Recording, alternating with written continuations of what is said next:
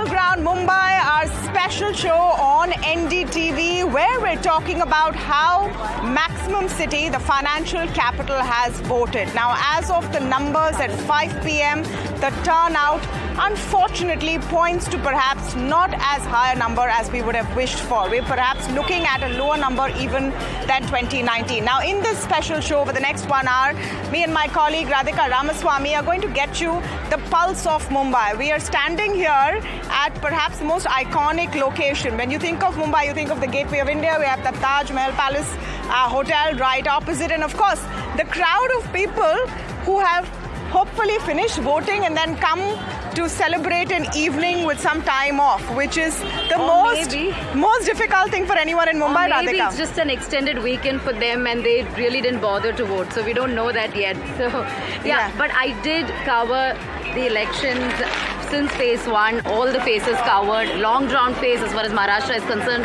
Today, of course, I covered the length and breadth of the city, which included Mumbai South as well as Mumbai North Central constituency. And everywhere I went, the polling booths that I visited, there were very, very sort of short queues. There weren't long queues. The queues were short. People weren't as enthusiastic. We also found several of the names missing from the list as well. People obviously complaining about the heat.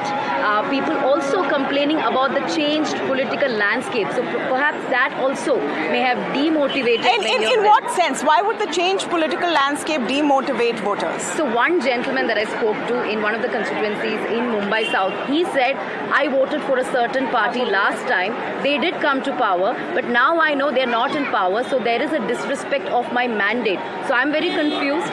This is disillusionment, so therefore I'm not sure whether I should really believe the vote that I'm casting at this point. So those are the kind of reactions we are getting. So you know, this is an interesting sort of summation of why the battle for Mumbai, and if I count MMR, which we should, 6 seats in Mumbai and then the surrounding regions, a total of 10 seats, why it becomes tricky, a little tough to call, but also a symbol of why Maharashtra is a bit of a confused situation. You've had this BJP and the Shiv Sena split in the last 5 years, and the Sena split among itself, the NCP, and so on and so forth.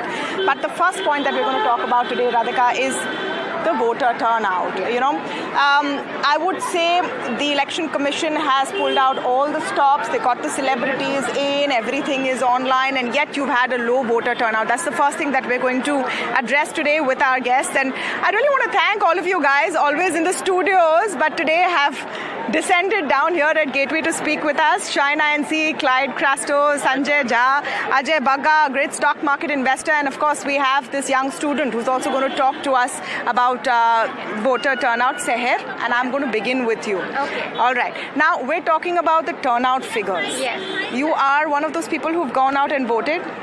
Yeah, there you go. You've gone out and voted. I did my duty today. I fulfilled my duty and responsibility. So, as the youth of the nation. Did a lot of your friends also go out and vote? Did they not? Did people you know in your circle choose not to? What was the sense you got? So a lot of my friends did end up voting, but what I have heard a lot is, as you mentioned, that since it was a longer weekend, a lot of people ended up leaving towns and they didn't find it important to be here and vote. But my close net of friends, we all ended up voting and we all went together. It was more like, it was like a celebration for us. We were looking forward to this day for the longest time now, especially this year, because there are so many opinions that have grown amongst people that, we felt that it is extremely important to go out and cast a vote and select the right leader. You mean not just tweet, retweet, comment on social media, go and do something about it? Yeah, we had to. And in fact, what we did was we studied our candidates before going to vote, which was very important. Their plans for the next 5 years. We saw a few speeches that they, have given in the past, and that's how we made our mind. Each one had their opinions, and that's how we voted. Oh, you're a model voter, Seher. Well done. Radhika, don't you think that was quite impressive? Yes. But I didn't see that much of a young crowd today. perhaps in the booth that you were at, but in many of the booths that I visited in, there were people in their 60s, the elderly that were excited to vote more than the younger ones. So Sanjay Jha, I'll come to you first. You were a congressman in the past, now a political analyst. How do you look at the numbers, voter turnout, and what reason would you attribute it? Many, of course, attributing it to heat, long weekend situation. But when we spoke to a few voters, they also termed the changed political landscape as confusing for them. So because of that, many didn't vote. Yeah, I don't think it's the heat at all, because even the last Lok Sabha election, it was hot. I mean, every Lok Sabha election has been held during the summer. I think the real message from the people of Maharashtra and Mumbai in particular is that they have found the politics of hijacking leaders from one party and appropriating them in the whole Operation Lotus, which is called as the big Chanakya Niti of our times, unfortunately. I think the message to the political system is that we will not endure this insufferable abuse of our verdict. And look at it like this, that in Maharashtra, probably the bellwether of this election, I think this is the most critical state. And let me put my neck on the line. This state, whichever party gets a majority, will form the government in Delhi. And I'm saying so because if you look at the trends, Maharashtra has always been... But you're taking the opportunity to make a political point. Mm-hmm. Okay, that's fine, but the question that Radhika was had on voter turnout, if people are so upset, as you're saying, then they should come out and vote in larger numbers. Well, the fact is that we have a problem in this city of people who would rather go for a long weekend, like Seher said, honest truth, or say at the end of the day, I don't want to stand in a hot line. But Tamanna, hang on, and let me, before you interrupted me, the point I was making, which is relevant, and I would love to hear what Shaina and Clyde have to say, that today you have two NCPs, each one saying that the other is asli or a nakli. You have two Shiv Senas. You have the Congress and BJP, 6 political parties in contest, actually. Many people that I know who wanted to vote for the Uddhav Shiv Sena, for example, they had to figure out what the symbol was, which was unheard of in Indian politics earlier. So I think the message from the voter turnout, which actually until the official figures come out, we shouldn't really jump the gun, but is likely to be flat and maybe almost comparable to what we had last time. And normally the numbers should go up because the voter gets more enlightened. My takeaway is that the message from the voter in Mumbai and Maharashtra is enough of this buying and selling of, the MLA stock exchange of India that we have created. I think they are disillusioned. But they will give a verdict in this election where one political party is likely to get a message that enough is enough. I think Shaina is waiting to respond. Shaina, okay. First comment on voter turnout though, and then of course I'm sure you want to respond to what Sanjay is saying. So if you look at South Mumbai, for example, 2014 you had 54%, 2019 you had 54% again. And I think that this time it should hopefully be slightly higher than that. But having said that, Tamanna, there has been no anti-incumbency. This is the first time you have a pro-incumbency because of the 10 years of good work done by the BJP and the Modi government. If you take a city like Mumbai, you just look around you, look at the infrastructure, look at the metros, look at the railways, look at the kind of facilitation. We'll have to wait for the results to say that. Yes, but the results are out. The results are out. Prime Minister Modi's magic has been seen by Mumbai. When he came for the rally itself, he has only talked about his progressive vision, a vision which has touched 60 crore lives. As Labhartis, you have seen the welfare schemes that have percolated down to the poorest of poor. And because there were only 4 vote banks, the women, the youth, the poor and the farmer, we have focused in a very driven manner to reach out to... You think 54% is okay? Mumbai South is, by the way, the most notorious, wealthiest constituency, worst voting turnout. In 2009, it was about 49%, which was even worse. And people came out and had a referendum. I hope that... I'm not for 1 minute saying that this is right, because when you make effort to get a passport or to get a visa or a driver's license, you make sure you go, irrespective of whether it's hot or not, stand in that line and get I saw you in Mumbai South constituency today. In the polling booth, there was nobody. You could just walk in and vote. The point is, the effort that one expects has to be something which is driven by the people also. This festival of democracy comes once in 5 years. So the appeal would be that more people do come out. But what was really heartening is to see how many senior citizens took the effort and made that. That's why I cited this example. For the younger generation also, that sometimes takes it as a weekend or a holiday or an extended holiday. The point is that you can only criticize the system if you vote. You can only question the leadership if you vote. If you don't, we'll just be discussing, deliberating. Right. But it was about disrespecting the mandate that they spoke about, many of the voters that they spoke about, the previous mandate being disrespected. So what do you have to say about the low voter turnout? Do you really believe that as a result of people feeling betrayed, they did not come out to vote, or is it the usual reason of law? Yeah, it's a combination. What you said, Tamanna, and I was quiet when you were talking. Okay. The fact you said that, you're telling Sanjay that, is it because people don't want to vote for somebody, or, there's a low voter turnout? My thing is very clear. Everywhere you went, people spoke that vote for Modi ji. Every BJP ally said vote for Modi ji. You went across the city, you didn't know who the candidate was. You saw the poster of Modi ji, big Modi. So if there's less voter turnout, should I consider that people are not happy with Modi ji? Because if they were happy with Modi ji, they should have been 80% voting, 90%. Sanjay Jai Singh, people don't know it's simple to vote on. Absolutely, that's exactly the point. Because you went and you broke parties, you broke home. Last minute, the election commission Are had you to give saying a your voters didn't know where to vote?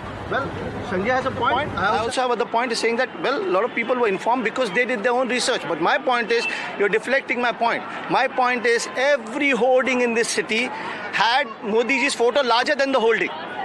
Larger than the hoarding was. But what is the point, Clyde? Exactly. My point, I said it. My point is, if the voting percentage is less, people are not happy with Modi ji. Because if they were happy with Modi ji, Shaina, I wasn't speaking when you were speaking. If they were happy with Modi ji, we could have had 80% voting. Why did they not? Every voter that came out voted as a referendum for Prime Minister Modi, and his popularity is known to one and all. One last point. If Shaina says that 2014 was the same percentage voting, 2019 was the same percentage voting, and now 2024 is the same percentage voting. We don't know yet. We don't know yet. Election Commission updates. Okay. We don't know yet. If we are around there, that means Modi ji has not grown. His voting capacity has not. That means that could also mean your leaders have not been able to get. 1 minute. I just feel I want that to listen to this young lady. I just feel the atmosphere around is that there is an obvious winner, and that's why people are not bothering to get out and even vote, because they know that who's going to win. Maybe that's the atmosphere, which is not right.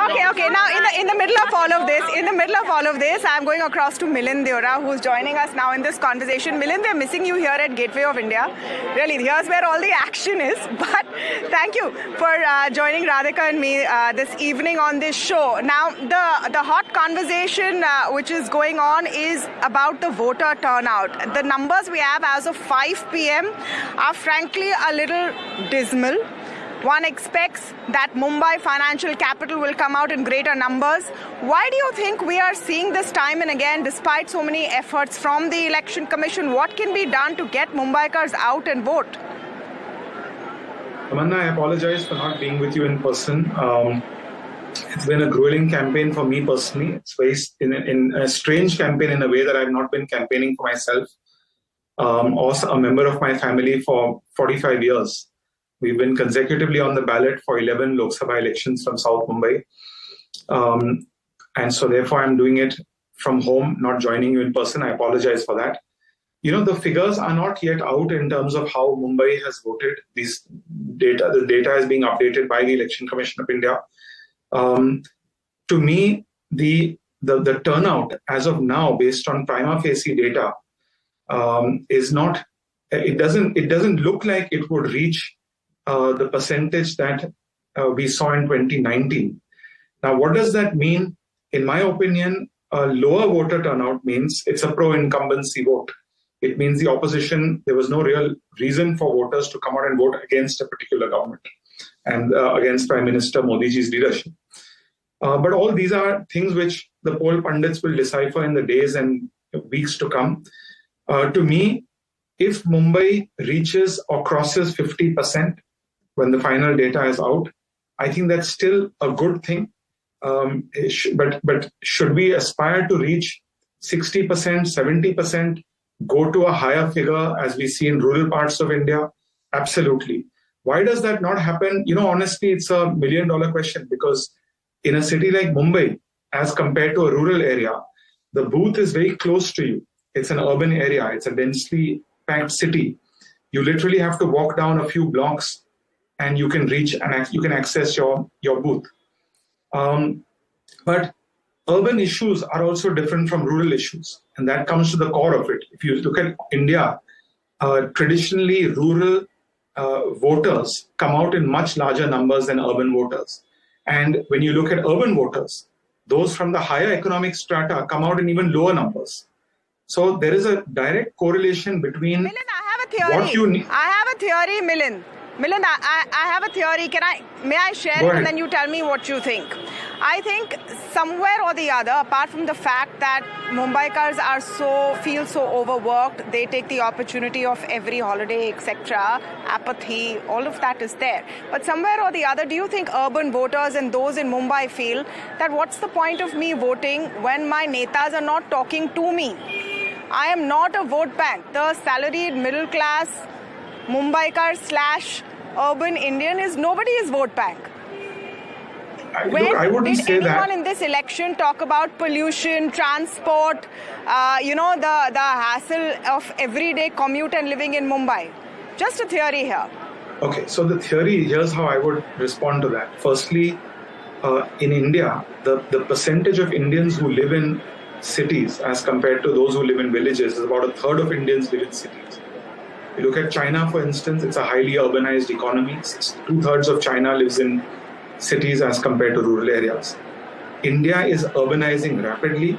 I would certainly agree, and as this is something I, in fact, in one of my interventions in Parliament back in 2004, 20 years ago, said that there is a rural bias, which is good. We need to protect farmer interests. We need to protect the rural economy, strengthen it.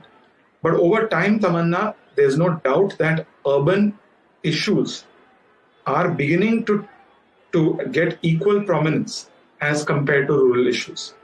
But there is also, as I was saying, that there is a direct correlation between economic strata and voter turnout.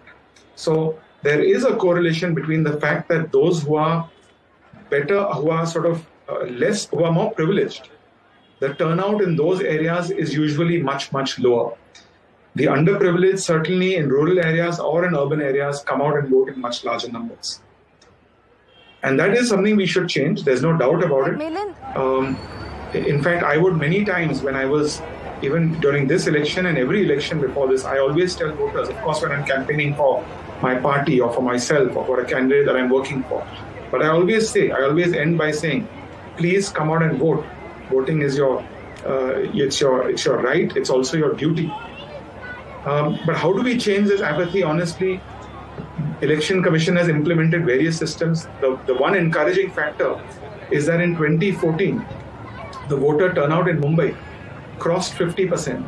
Prior to that, the turnout in Mumbai used to be below 50%. And so there was a substantial jump in 2014, which was maintained in 2019. We will know in a few hours whether we've reached the same level in 2024 or not. But there was a substantive jump, more awareness among voters, a younger population who are more aware of issues about politics, and that saw an almost 10% increase in Mumbai's turnout. Can we jump from 50-55% on average to 60-65% in a city like Mumbai? I would be the first one to be very, very happy if that happens. But it will take a lot of effort. It will take a lot of effort from politicians. I have a political question before we conclude. Sure, go ahead. This is Radhika here, and I met you today at the polling booth right after you cast your vote. And I want to ask you once again this question. You have been contesting from South Bombay. Your family, the Auras, had been contesting for the longest time, for 40 years. But this time you were voting. You were not contesting. How does that feel? And also considering, at least this is what political analysts feel, that there is a sympathy factor for Sharad Pawar as well as Uddhav Thackeray. And therefore Congress within MVA may benefit as a result. So do you think you sort of jumped guns when it came to jumping ships? Because this is what several feel, that this could be advantage MVA, at least many observers feel that. What do you have to say? Look, I think that the voter of Mumbai, of Maharashtra, of India, beyond a point, is not really concerned about, people are concerned about issues that affect them, not issues that affect one particular family that runs a particular party. And so ultimately, I think the voters of Mumbai, Maharashtra and India are aware of what India has achieved in the last 5 years, in the last 10 years under the Prime Minister's leadership. And in that sense, I would certainly endorse the view that there is pro-incumbency, number one. Number two, to answer your first question, how did it feel to not be a candidate or not have a Deora on the ballot for the first time in 11 Lok Sabha elections in South Mumbai? I must admit, it felt strange. It felt emotional. My body clock was almost telling me that it's time to fight an election and it's time to go through that grueling process of being a candidate yourself, not campaigning for somebody else. But the good news is, Milind Deora is in the Rajya Sabha. My Janma Bhumi, my Karma Bhumi is South Mumbai, as I've been saying throughout this campaign. Although a Rajya Sabha MP represents all of Maharashtra, certainly my focus will be South Mumbai. And certainly I'll have a soft corner for the people of South Mumbai and do my level best to represent them. So I don't think South Mumbai they will continue to access me, will continue to be able to utilize whatever I bring to the table. I will continue to serve the constituency and the people of the constituency, cutting across economic strata, cutting across the entire diversity of the constituency to the best of my abilities. But certainly it feels strange. 11 elections in a row over 44 years is a long time. It's pretty much my entire lifetime. I'm 47 years of age. Throughout my life, I've been seeing Lok Sabha election after Lok Sabha election after Lok Sabha election. And in that sense, maybe, it was a little break for me and perhaps for the voters also. But I will continue to work as a Rajya Sabha MP in the same way as I was working as a South Mumbai MP. Whether I was in power, whether my party was in power, whether my party was out of power. South Mumbai, as I said, is where I live. It's where I was born. Okay. What happens in South Mumbai affects me as a citizen. So therefore, I have a stake in this constituency. Milind, I'm sure you will. I'm sure you will represent, of course, South Mumbai well in any form or fashion. I hope you can devise a way to get more and more people from your constituency. It's one of the most prestigious constituencies in this country to actually come out and vote more. But thank you so much. I know you're short of time, but thank you so much for joining in on this special. All right, we're back on the ground. We're reporting from right outside the gateway of India, and we're talking about Mumbai today. And Mumbai is, not only about politics and Bollywood. It's also about business. It's about the stock market, which has been watching this election very, very closely. Ajay Bagga is now joining us. Ajay, great to see you here, and we're trying to get the pulse of Mumbai. So over the last few weeks, the conversation in the stock markets was they're getting jittery. We don't know what the outcome's going to be. But as the voter turnout figures started building up, that seems to have eased. As someone who tracks the markets, as a Mumbaiker, as someone who's voted today, one assumes? No, I didn't manage to vote. No, my vote was in Delhi and I couldn't shift it to Bombay yet. So next week you're flying to Delhi to vote? Yeah. All right. I'm going to check next week since we're going to hold you to it. All right. But someone whose home is Mumbai, what do you think that, Mumbaikars want from their netas, and why these low voter turnouts relatively? Even if we hit 54% of 2019, frankly, it's not the greatest. But Tamanna, that is true for most of urban India. Entire Bangalore had about 54. Hyderabad had 46%. So 54, I think, is par for the course. You have a lot of, in my immediate family, most of them stay abroad. And, with about 3.5-4 crore NRIs who still have voting cards here in India, you can add on that. But I would say correlating voting percentages to any decision outcome is a fallacious argument. Voting percentages are not a good enough, sound enough predictor for the outcome. But markets have made up their mind, and now we are 4/5 away. You got only 115 seats left now. 5 phases are done with. And I think I'm seeing the markets rallying into the 4th June. Markets have made up their mind. Especially after what Prime Minister has said in the NDTV interview? Yeah, he was quite confident, and as we always say, don't fight the Fed. In finance, I think in politics, don't fight the PM. He has the best information, and if he's saying this, I would follow that, and I would take positions based on that. Let me also go across to Shaina. Shaina, we're talking about low voter turnout. I'd like to ask about the awareness drives that's perhaps necessary. Of course, there are campaigns, awareness drives that's happening. Length and breadth, celebrity campaigns happening. Then you have restaurants doling out offers. You have free yoga sessions. But still doesn't look like it's impacting. So do you think some penalty should be imposed? There should be education in schools. What do you think? So there was somebody who said that, if every society comes up with 100% voting, we should also consider reducing property tax for that society. I think it's a great idea. There are lots of innovative ideas, lots of awareness campaigns. But what is important is for us to intrinsically feel the need to come out and vote. And that is something that cannot be taught to anybody. There cannot be apathy. And most importantly, I'd like to compliment the Election Commission, because wherever I went today, I realized that how their officials are doing their very best to not just help people, but to also encourage people to come out. So I think a little bit of the self-onus is on the Mumbaikar too. All right, just one more word from Clyde on this. It's not about countering China, but I'll tell you something. The Election Commission needs to get their act together. From across Mumbai city, and I'm talking about where I was also. I mean, the Election Commission, the way they came across to people, the education is not enough to educate people, right? Now, even the Election Commission staff, some booths they said you could take the mobile phones in, some said you couldn't take the mobile. You heard it. I mean, the cops were also not educated well. So I think overall the Election Commission of India obviously losing their credibility, but at the same time educating is not enough. I mean, they're talking about, we are sending out message, but it's not enough. People do not know. Okay, if the voters are not paying attention, at least their staff who are there in the booth, they should know. They did not know what some people said. Maybe the mobiles are out. We need to take a break. We need to take a break. Sanjay needs to quickly come in. Everyone keeps talking about the Emperor's Council, because that's what Election Commission is. And I would say that beyond the EVM, the big issue is voter suppression. I have received several WhatsApp messages. I can show them to you during the break, where people have found couples who voted in all the elections so far. One of them is voting, the other one is not.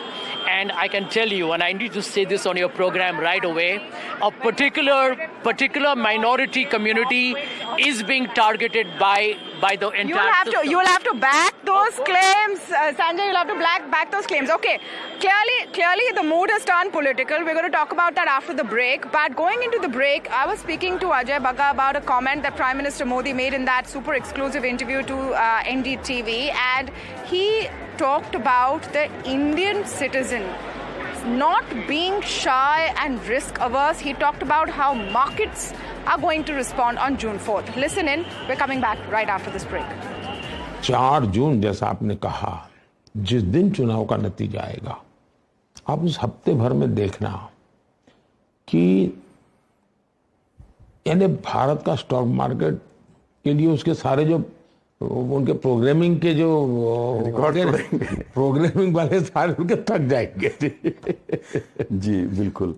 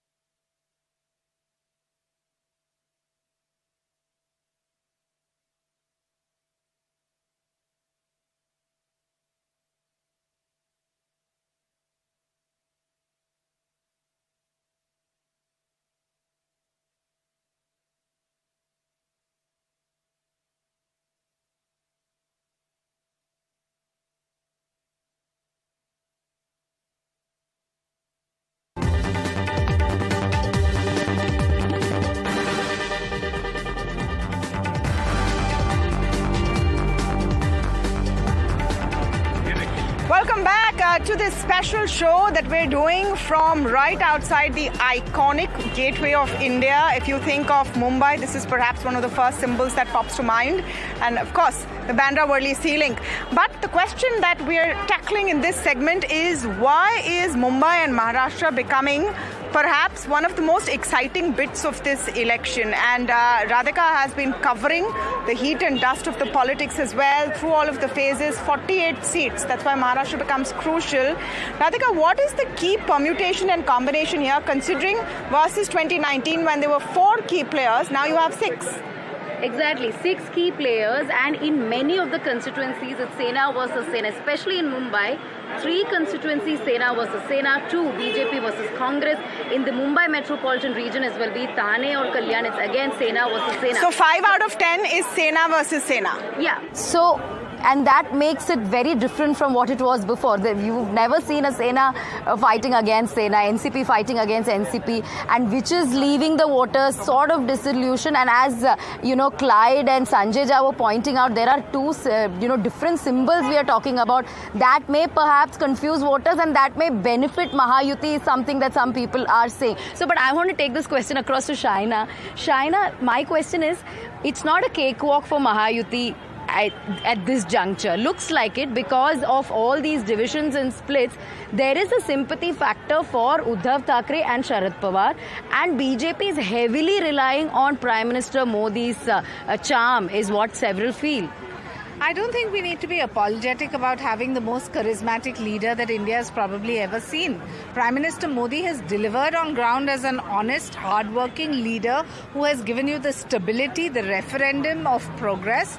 And in that reference, if you look at 2019 elections, what did the then Shiv Sena do? They fought on the premise of Prime Minister Modi, on his popularity, won the seats on the name of Modi ji, and when it came to being at this great grand wedding reception, they chose to run away with the runaway bride, went with the people with just lust for power as the only objective. The voter is way too intelligent, and let me tell you, that voter knows that who fought for whom, you've also with whom, and how, and the people who have joined. A lot has been said about people joining the BJP. I just want to say one to respond in to 30 seconds. 30 seconds. Yeah. The people who have joined BJP have joined because of the popularity of Prime Minister Modi, the work that he's done, and they know when they go to the electorate, they have to go with that work.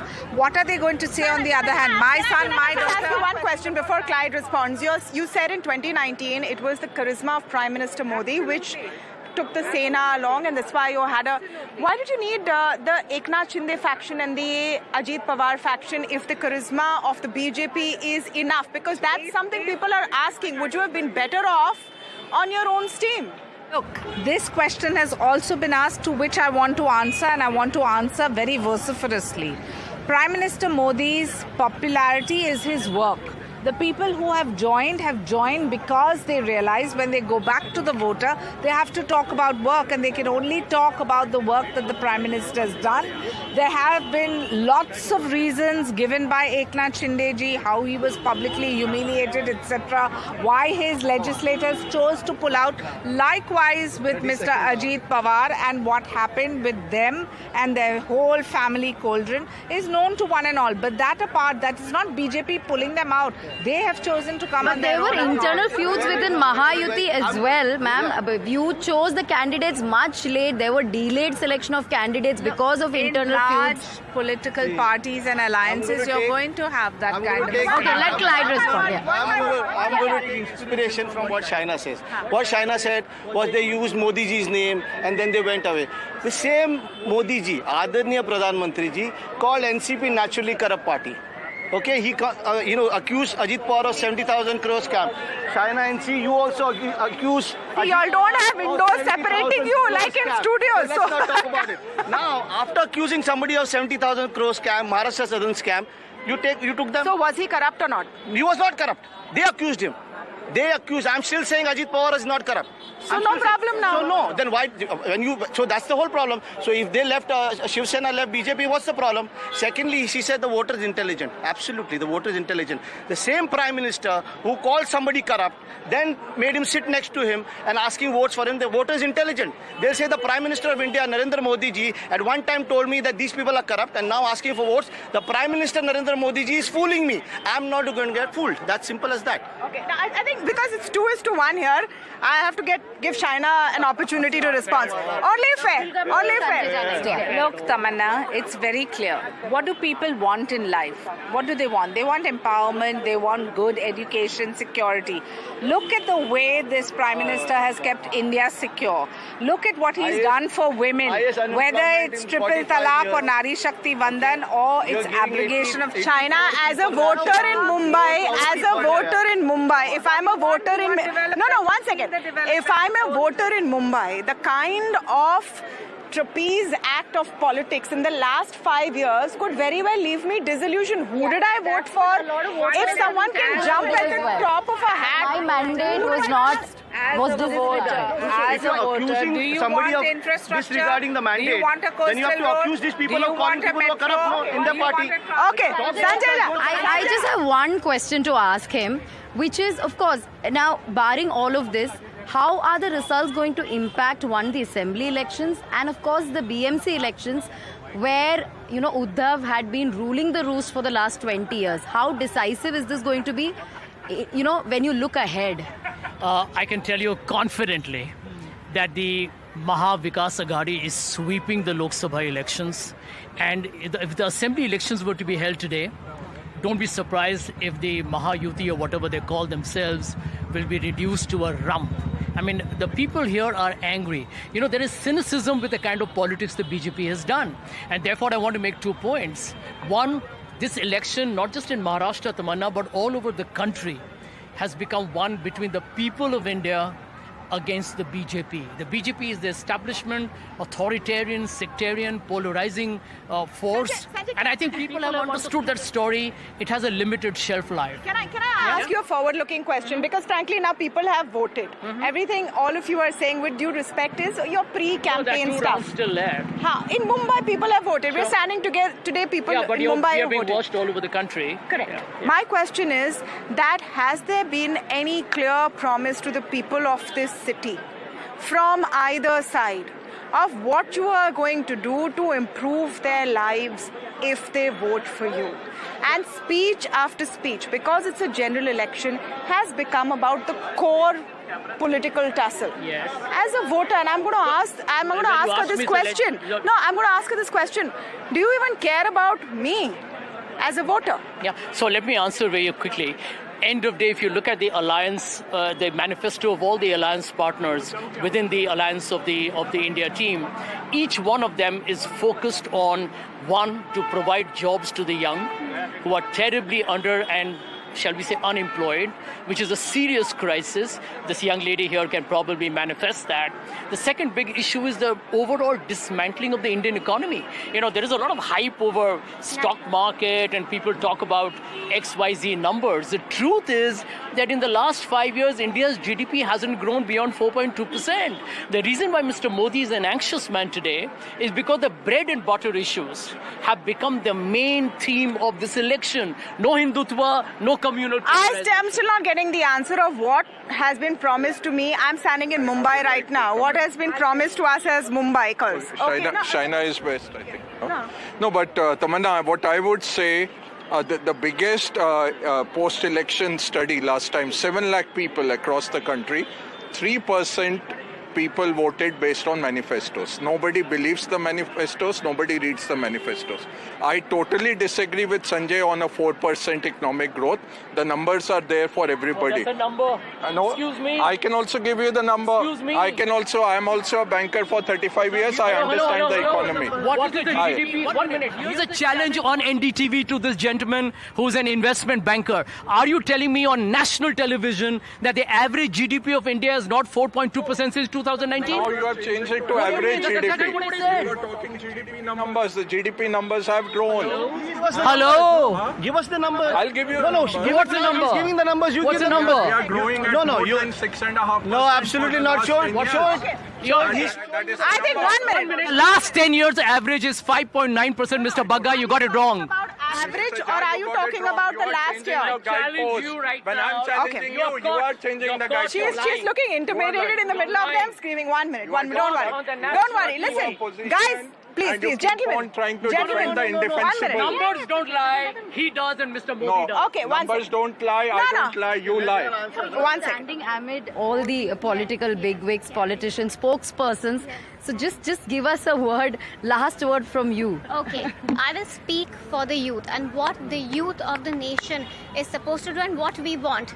We want to reduce unemployment, we want better healthcare, we want better infrastructure, we want farmers to be safer in our country, we want sanitation, and we want to reduce inflation. And if the political parties are providing this to us, it is not a favor. We are taxpayers. It is their duty, it is their responsibility.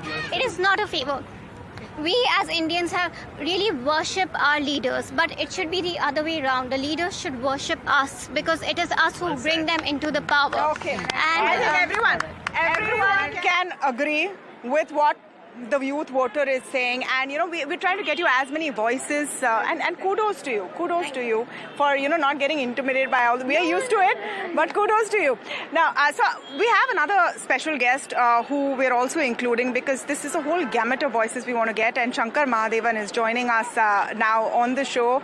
Shankar, thank you so much for speaking with us here at NDTV. I want to start by asking you why you think this is such a crucial election. I don't think this is a crucial election. I think every election is a crucial election, and this is one day when you get an opportunity to exercise your right, and it's a very big right. So I hope that people understand the magnitude of the situation, and people understand even a single vote can make a big difference to the bigger picture. So I think this is one right that you have to exercise it, and moreover, I think treat this as a celebration. Just go out there, vote, enjoy your right. That's one time when I think make use of this time when your family can come together, go out there, cast your vote, and be part of this election process. We've been talking all evening about why maybe voter turnouts aren't that high. Do you think, Shankar, that somewhere there's a cynicism about, do the netas really care for us as citizens? Do you think that's fair?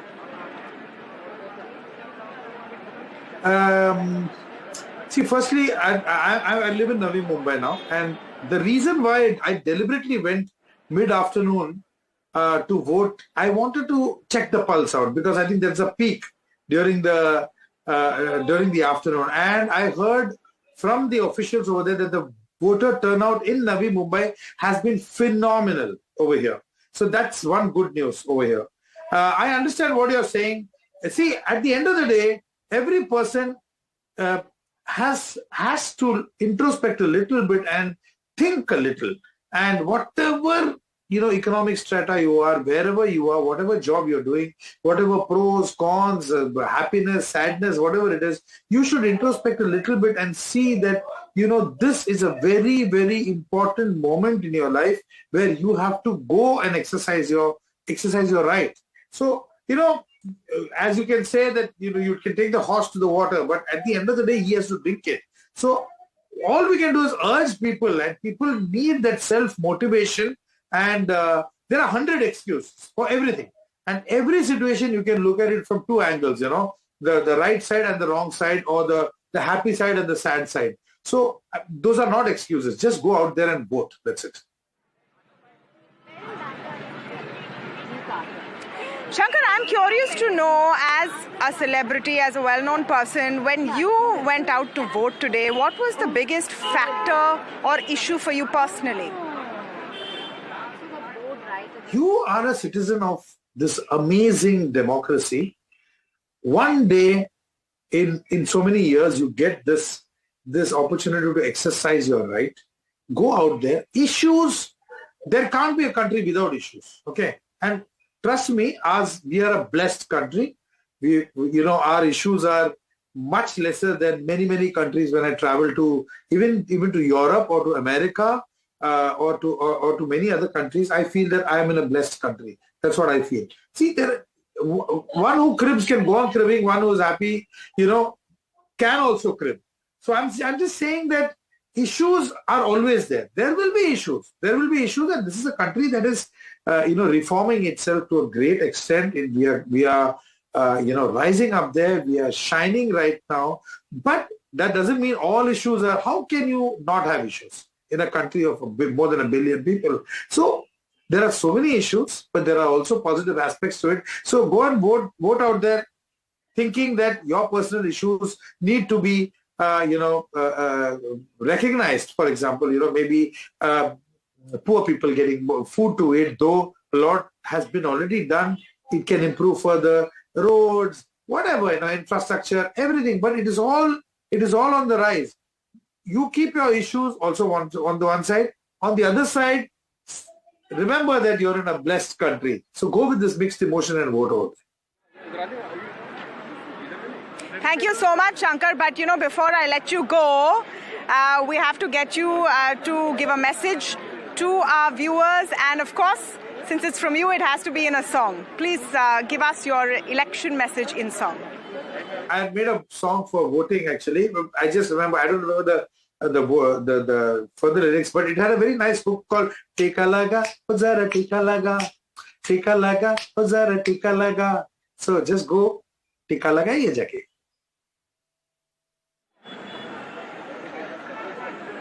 All right, so that was Shankar Mahadevan, who also broke into song. What a range of voices we've got today, Radhika, from celebrities to students to stock market to, of course, our political analysts and commentators. But at the end of the day, I think the biggest message coming out of Maximum City is not that people don't care.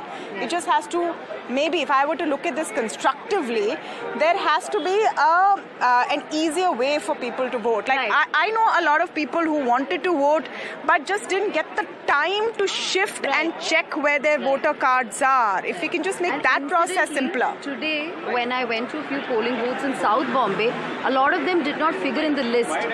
In the one of the polling booths in Malabar Hill as well as Pedder Road, their names were not in the list. These are people, elderly, who've been voting there for 20-30 years, but they just couldn't find their names in the list. And another important aspect is of Dharavi. People living in Dharavi, as a result of redevelopment, they shifted somewhere else, and their names also couldn't be figured in the previous. I mean, the point is, at the end of it, what can we do to improve voter turnout? Maybe make it even easier for people, apart from the great job that the Election Commission has been doing. But that's all the time we have.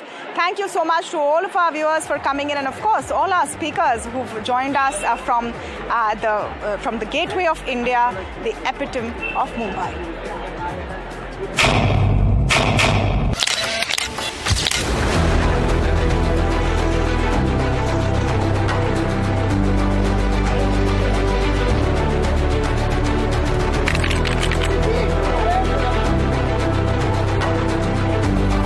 Today, as a proud Indian, I'm able to do that. I'm really, really happy. Please vote. हमारी जिम्मेदारी भी है. कहोगे कि सरकार ये नहीं करती, वो नहीं करती, और अभी आज आप मतदान नहीं करोगे तो उसके लिए जिम्मेदार आप हो.